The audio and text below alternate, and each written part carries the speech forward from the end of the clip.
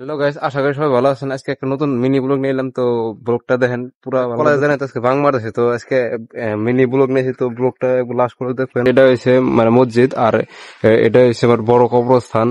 তো কবরস্থান হচ্ছে গ্রামের থেকে, গ্রামের মধ্যে হাইট বড় কবরস্থান। এটা মানে গ্রাম মানে কি এই অঞ্চলের মধ্যে হাইট বড়।